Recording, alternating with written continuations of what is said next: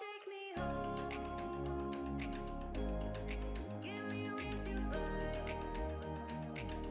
This is a review of the LEGO Remote Controlled Road Crossing, which is set number 7866. The 7866 was part of the second major wave of 12-volt sets, released in 1983. It was showcased in many advertisements due to its automation, which to this day has never been repeated in any level crossing. Like most other supplemental sets, its production continued until 1989, when the Gray Era entered its final phase and nearly all sets were discontinued. The 7866 is a unique set that will bring a lot of life to your layout, so let's see what it has to offer. This set is a detailed level crossing with a signal post and 2 tracks. In fact, it is the only level crossing to have 2 tracks instead of the typical singular track. The set is designed to be easily integrated into a layout via the sleeper plates on each side of the tracks. On each side of the twin tracks, there's a red and white striped boom gate and a light post, and you can see there's a boom gate and a light post on the opposite side.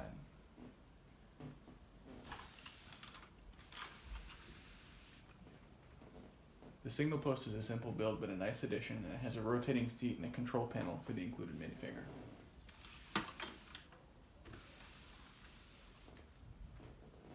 The entire set is built on a 32 by 32 light gray base plate with a road pattern underneath. Aside from the detailing, it's a fairly straightforward set, at least externally. However, the level crossing can be remotely operated, which is its main selling point and why many people regard it as the best level crossing across all eras. Now to the main part of the set, the electronics. The 2 functions that are connected to the controller are the flashing lights and the boom gates. The posts with the red and white X's on them each have a black light brick with a red lens behind them, and they are both connected to a unique flash unit which plugs into the controller to alternate between on and off. That flash unit is right there. Each boom gate is driven via a set of 90-degree 14-tooth gears, which you can see behind the signal post right here. And those are synchronized to activate when either button is pressed on the controller. The point motors are the exact same parts which are used in the 7858 and 7859 electric points and in the 7862 decoupling station. Both remotely operated functions have to be wired to work correctly, so under the tiles of the crossing, in the center part here, there are 2 wires which run under the track to connect to the light bricks and the point motors respectively. On the near side, 2 longer wires, which are like other remote accessories, 190 studs long, connect the crossing to the controller so it can be powered. While building it, you have to be careful that the wires are the correct polarity and only connect the lights to each other and the point motors to each other. Otherwise, only one point motor will activate or they will turn the opposite way.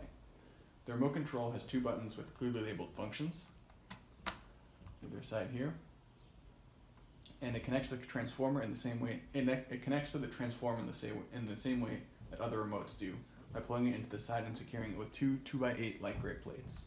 The first button, so I press this one here,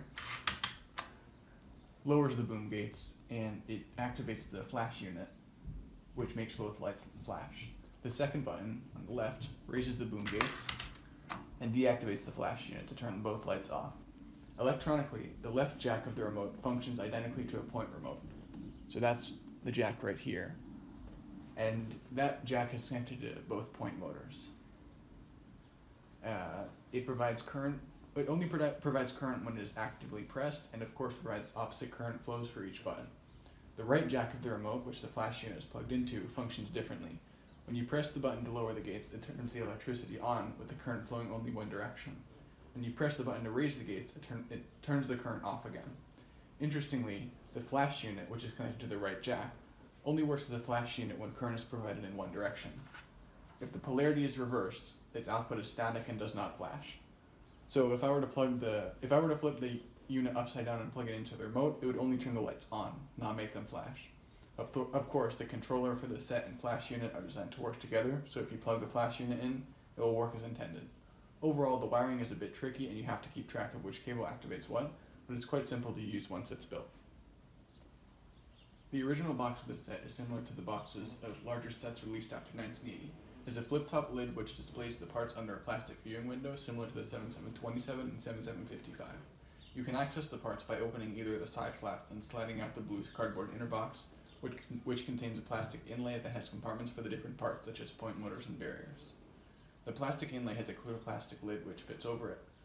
Like other trackside accessory sets, the gray panel on the right of the cover has all languages from the countries that the set was released in, so to my knowledge there is only one box variant. I do not have the original box of this set. The instructions are the same size as larger booklets, such as the 7740 and 7745 instructions, and do not feature an alternate build. There is a short section on troubleshooting in the back, and yes, these instructions are sideways. They're meant to be read sideways, so it's a little bit harder to read them. And there's a section on troubleshooting in the back here with all the languages, and they can be very helpful if you've wired something incorrectly.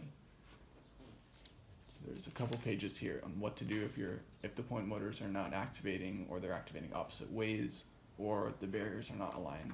You really have to be careful in building the set.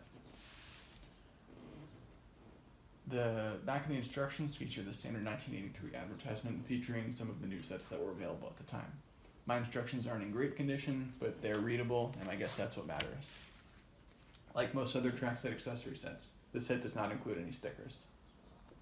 Compared to other level crossings, the set is quite expensive, but justifiably so, as it includes a myriad of rare parts. Among these are the flash unit, point motors, black light bricks, black signposts that the light bricks fit into, windows, a door for the signal posts, boom gates, weights, stanchions, cables, and the remote. In fact, the black signposts are unique to the set, and the flash unit, black light bricks, and remote were only produced in one service pack each outside of the set. You'll be lucky to find the set complete and in good condition for under $150. For a used copy with the instructions in a nice condition, $180 to $200 is a good estimate. If you want the box, prices range from $200 with a poor to fair box, probably missing at least one or two of the inner components, to $300 if you want a complete box in good condition. In addition to that, complete boxes aren't common, so if you're interested in the set with a complete box, you may be looking for a while. Sealed, it goes for around $600 minimum. I paid around $180 for this copy. Overall, the 7866 is a great set to put in any 12-volt layout, and similar to any of the freight loading depots, it adds life to your layout. Because of its uniqueness, the 7866 was one of the high points of the gray era. Anyone can look at the signal posts, twin tracks, and impressive automation to say that it is the best level crossing LEGO has ever produced. This concludes my review of the 7866. Thanks for watching. If you made it to the end of the video and found my review interesting or helpful, make sure to subscribe. I've got more sets to review, and we'll make a guide on setting up 12-volt trains in North America at some point, so stay updated. I'll see you in my next video.